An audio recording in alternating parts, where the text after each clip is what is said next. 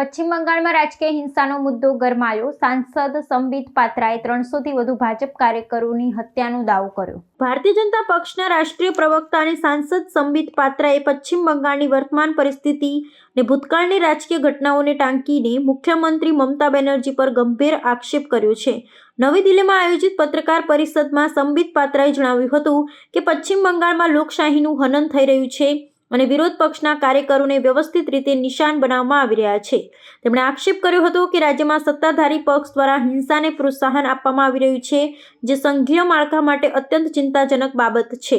ગઈ ચૂંટણીઓ દરમિયાન બનેલી ઘટનાઓનો ઉલ્લેખ કરતા સાંસદ પાત્રાએ કહ્યું કે જ્યારે ભાજપના તત્કાલીન રાષ્ટ્રીય અધ્યક્ષ જેપી નડ્ડા બંગાળના પ્રવાસે હતા ત્યારે મમતા બેનર્જીના નેતૃત્વમાં તેમના કાફલા પર પથ્થરમારો અને લાકડી વડે જીવલેણ હુમલો કરવામાં આવ્યો હતો.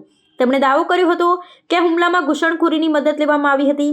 ભાજપ સાંસદે વધુમાં ગંભીર આક્ષેપ કરતા જણાવ્યું હતું કે પશ્ચિમ બંગાળમાં અત્યાર સુધીમાં મમતા બેનર્જી અને તૃણમૂલ કોંગ્રેસના શાસનકાળ દરમિયાન ભાજપના 300થી વધુ સક્રિય સભ્યોની નિર્મમ હત્યા કરવામાં આવી છે. સંબિત પાત્રાએ હિંસક ઘટનાઓને રાજકીય વેરઝેર ગણાવતા કહ્યું કે બંગાળની જનતા હવે આ અત્યાચારને સાંખી લેવાના મૂડમાં નથી. તેમણે કેન્દ્રીય સંસ્થાઓ અને માનવાધિકાર પંચને આ મામલે હસ્તક્ષેપ કરવા અને પીડિત પરિવારોને ન્યાય અપાવવા અપીલ કરી હતી.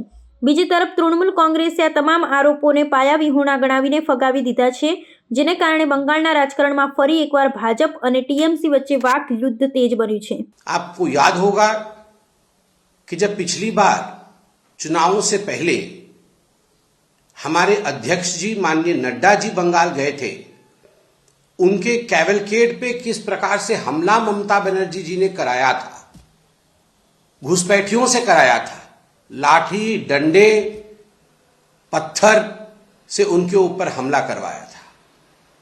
किस प्रकार से आज बंगाल के अंदर 300 से अधिक भाजपा के भारतीय जनता पार्टी के कार्यकर्ता को मौत के घाट उतार दी गई है. किसी को फांसी चढ़ा दी गई है तो किसी को काट काट के मार दिया गया है. More than 300 कार्यकर्ताओं of Bharatiya Janata Party have been killed in West Bengal by Mamata Banerjee and her goons of TMC. 3000 से अधिक भारतीय जनता पार्टी के कार्यकर्ता आज भी अपने घरों से बाहर रुके हुए हैं. वो अपने घर नहीं लौट पा रहे हैं क्योंकि जिस प्रकार डेमोक्रेसी लोकतंत्र का दमन बंगाल के अंदर हुआ है, उसका नतीजा है कि लोग आज भी अपने घर लौट नहीं पा रहे हैं.